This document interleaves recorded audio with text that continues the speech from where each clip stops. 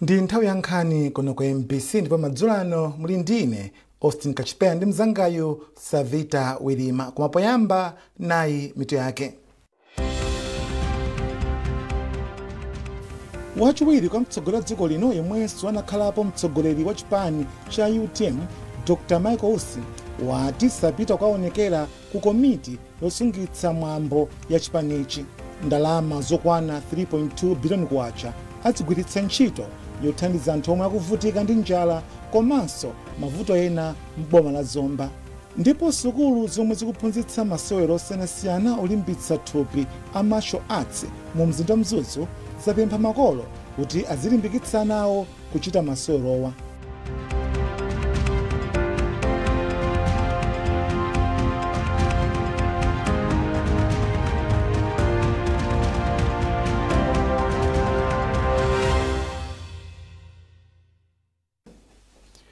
Wachiwiri kwa mtsogoleri wa dziko lino yemwenso anakhalapo mtsogoleri wa chipani cha UTM Dr. Michael Usi wati sapita kuonekera ku komiti yosungitsa mwambo ya chipanichi chifukwa inasankhidwa mosatsata malamulo. Dr. Usi wauza gulu la anthu otsatira omwe anasonkhana ku nyumba yawo kumudi ku Blantyre kuti cholinga chawo ndi kuthandiza Malawi osowa ndi ovutika malo mochita ndale nthawi zonse. Padali pano mmodzi wa akatswiri andale achimwemwe tsitsi ati msungichuma wamkulu wa chipani cha UTM ndi ali ndi mphamvu ndi kuthekera kotulutsa ripoti momwe chipanichi chinagwiritsira ntchito ndalama zachipepeso zokwana 61 miliyoni kwacha kuchokera ku boma komanso zina zochokera kwa kufuna kwabwino pa nthawi ya maliro a Dr. Saus Chilima. Choyambirira tinene kuti nkhani imeneyi kuti tidziwe kuti chinachitika kwenikweni ndi chani. Tikuyenera kudziwa kuti kodi ndalamazi ngati zomwe zimachokera kuboma kapena zachipepeso kupita ku chipani cha UTM zimaperekedwa motani. Kodi zimaperekedwa ku akaunti, ndipo ngati zimaperekedwa ku akaunti ndikukhulupirira kuti kuli dongosolo lonena kuti ndalama zituluke kwa akaunti kumakhala anthu osayinira ndipo ndi ndani amene amasayinira ndi kupereka chilolezo choti ndalamazo zituluke. Amenewo ndi amene mwina angatiuze kuti zimagwira ntchito motani.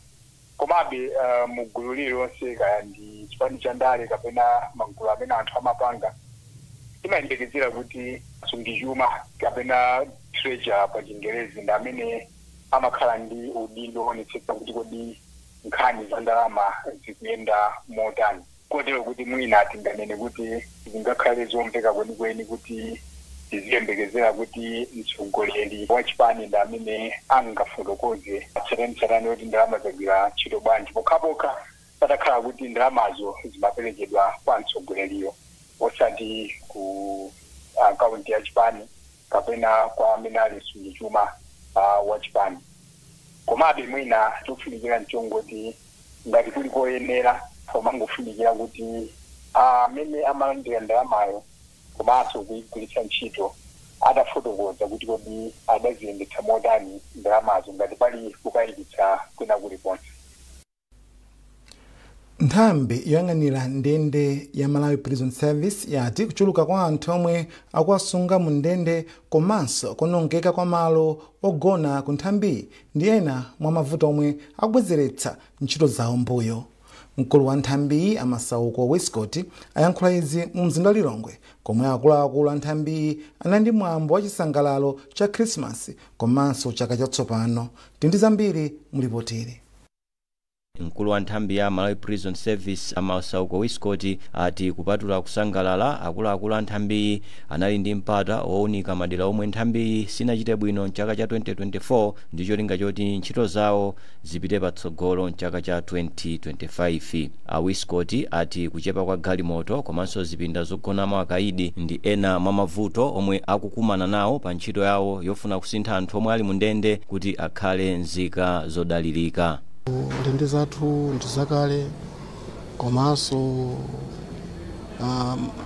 nambala ya akaidi ikunkabe ikwerera. So ino mukuziwa pamalo pamene pali anthu ambiri zofunikanso zimakhala zambiri. Anthu akachulukana nkhani ya matenda ndi zina zotero zimakhala pomwepo. Wiscott ayamika boma kamba ka ntchito yomanga nyumba 1000 m'madera osiyanasiyana zakugwira ntchito ku nthambi komanso kupereka ndalama zomangira zipinda zonjezera mu ndende zina mdziko muno. Wiscott ati nthambiyi ikufuna kumanga ndende yatsopano ku Monkey Bay mboma la Mangochi. Izi zitheka ndi thandizo lochokera ku bungwe la European Union. Lakolako chathu ndi choti prison tisamapemphe ndalama kuboma zodyetsa akaidi.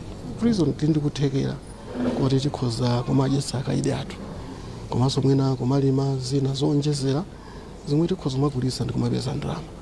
Pamwambo umenewu panali akuluakulu ogwira ntchito ku nthambi ochokera mzigawo zonse za dziko lino. Yamikani Simtowe, MBC Lilongwe. Ndalama zokwana 3.2 billion kwacha azigwiritsa ntchito yothandiza anthu omwe akuvutika ndi njala komanso mavuto ena m'boma la Zomba pansi pa ndondomeko ya mtukula pa khomo. DC wa mbomali Mai Renegade Chavula wakhazikitsa ndondomekoyi bwalo la mfumu yaikulu Chikowi. Zambiri mulipotiri. DC wa mboma la Zomba Renegade Chavula walangiza anthu omwe akupindula ndi mtukula pa khomo kuti agwiritse bwino ndalama yomwe akulandira pogulira chakudya. Achavula anayankhula izi pomwe amakhazikitsa ntchito gawa ndalama kwa anthu omwe akuvutika ndi njala mnyengoyi pansi pa ndondomeko ya mtukula pa khomo. Iwo anati ngati njira yothandizira anthu kuti asavutike ku njala komanso kutukula miyoyo yawo, boma linaganiza zopereka 140,000 kwacha kwa aliyense malo mwa matumba achimanga.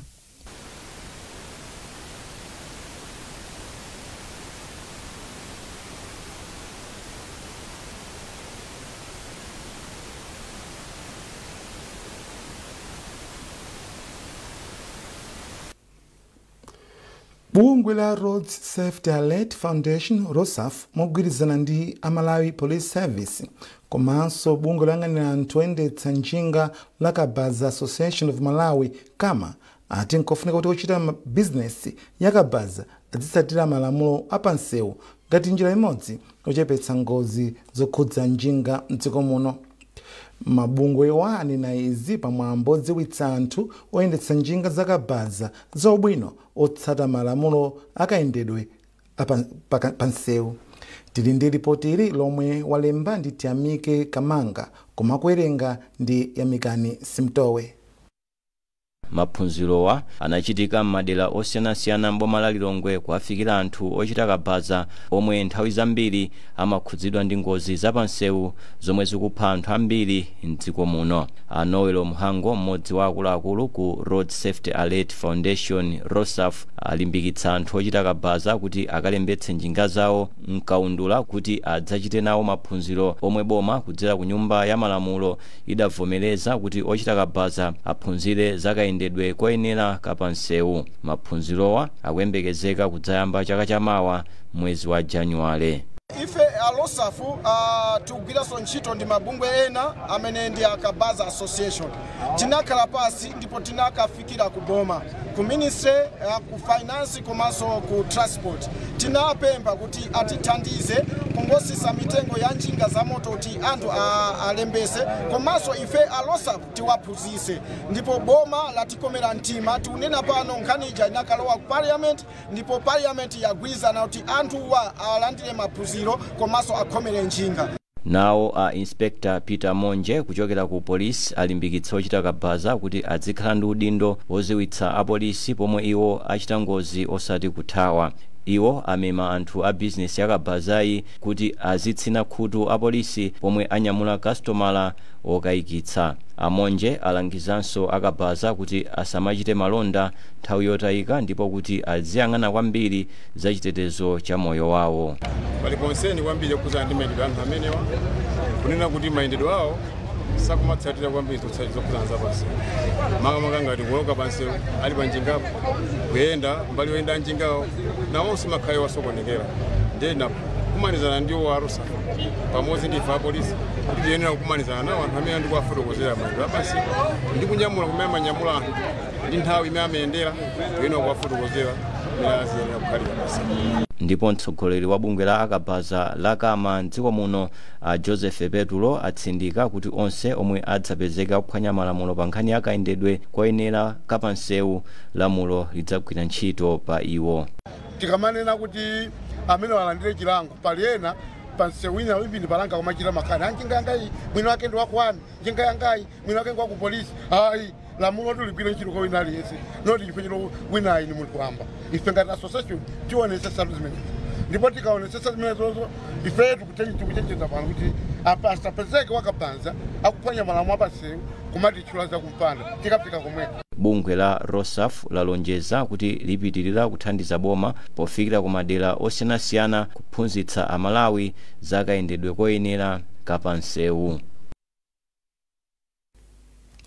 Mukuonera nkhani zikuchokera kuno ku MBC ndipo madzulo ano muli ndine Austin Kachipeya ndi mzangayu Savita Werima. Tentonenso mitu yake. Wachiwiri kwa mtsogoleri wa dziko lino yemwenso anakhalapo mtsogoleri wa chipani cha UTM Dr. Michael Usi wati sapita kukaonekera ku komiti yosungitsa mwambo ya chipanichi. Ndalama zokwana 3.2 biliyoni kwacha adzigwiritsa ntchito yothandiza anthu omwe akuvutika ndi njala komanso mavuto ena m'boma la Zomba. Ndipo sukulu zomwe zikuphunzitsa masewero osiyanasiyana olimbitsa thupi a martial arts mu mzinda Mzuzu zapempha makolo kuti azilimbikitsa nawo kuchita masewerowa.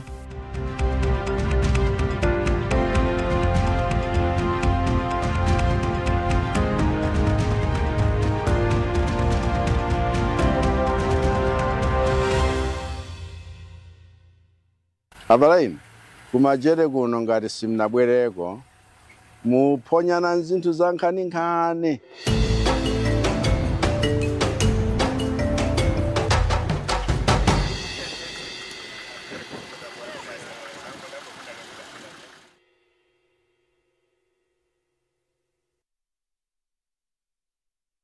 When pain clouds your child's sunny days, Parapain Baby swoops in.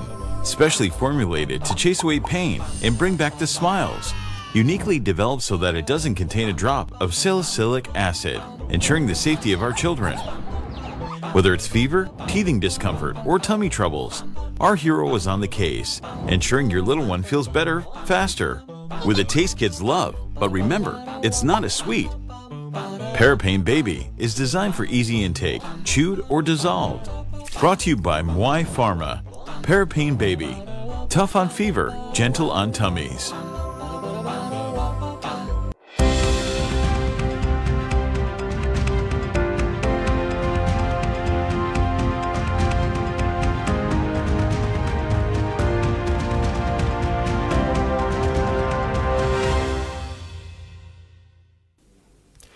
Takulandirani ndipo nkhani zathu zikupitirira.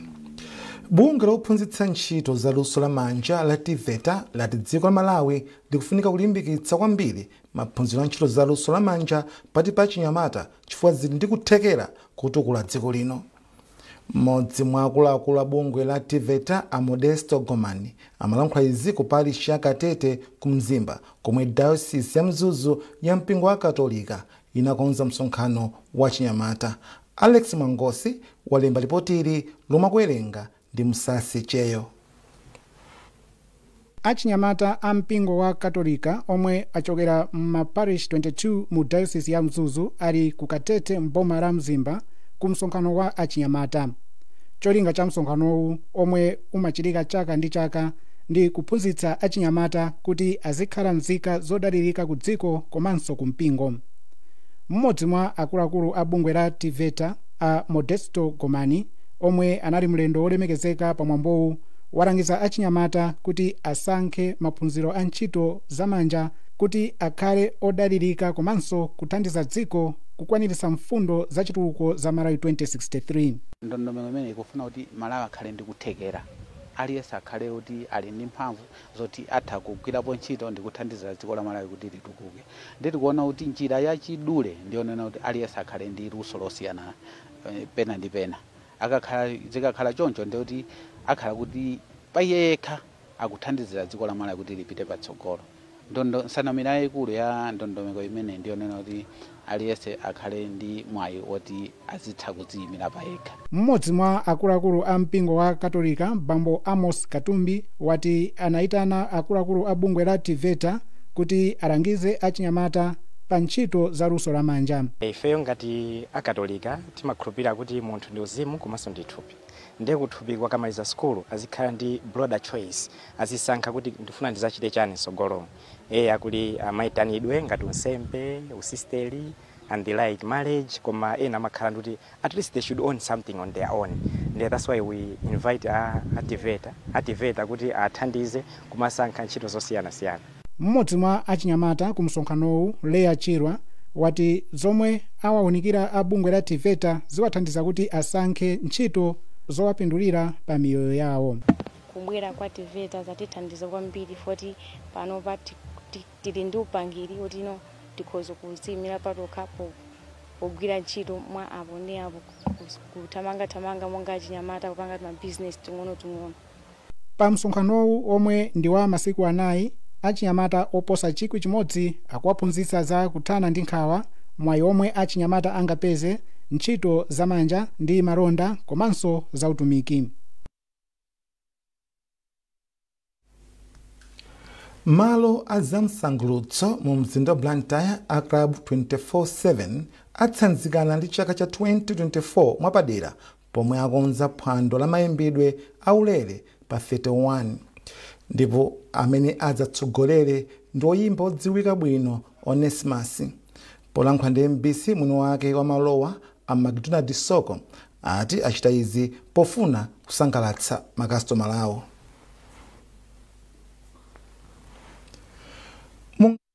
Nyengo iyi taife ngati Club 24/7 taikonzekera bwino monga mwa masiku onse. Malowa mwachikhalire ndi malo kuti timakhala tikupanga zinthu zosiyana-siyana, timakhala ndi ma entertainment activities zosiyana-siyana. Ndeno ngati Club 24/7 pompano pa dzanadzana ali Saturday pa 21 tinandi show which was powered by Pindu Promotion. Tinandi show yaikulu kwambiri, good turnout, anthu a Blantyre ananjoya kwambiri. Koma suti tasira pompo pa 31 ife a Club 24/7 ndi Castel Malawi tapangaso show yaikulu kwambiri. We had Onesimus as headliner. Koma show iyi sitinafune kuti anthu azalipire, tapanga plan yokuti show iyi izakhale yaulere, anthu abwere azasangalale chaka chino azachilowe, chaka chamawa azachilowera Club 24/7.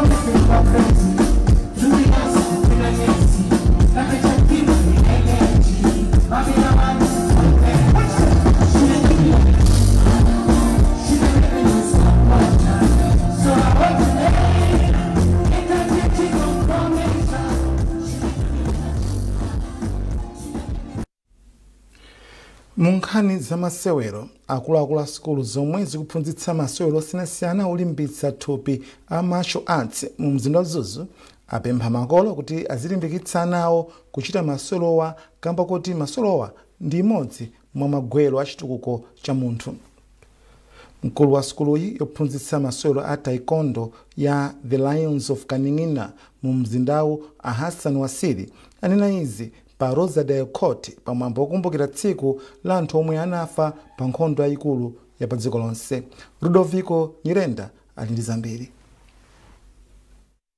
Poyankhula pamwambo wokumbukira anthu omwe anafa pa nkhondo yayikulu pa dziko lonse, mkulu wa sukulu ya taekwondo ya The Lions of Kaningina a Hassan Wasiri anati masewerowa sakudziwika ndi anthu ambiri mu mzinda wa Mzuzu komanso chigawo cha kumpoto kamba kuti alibe malo ochitirako masewerowa okhazikika.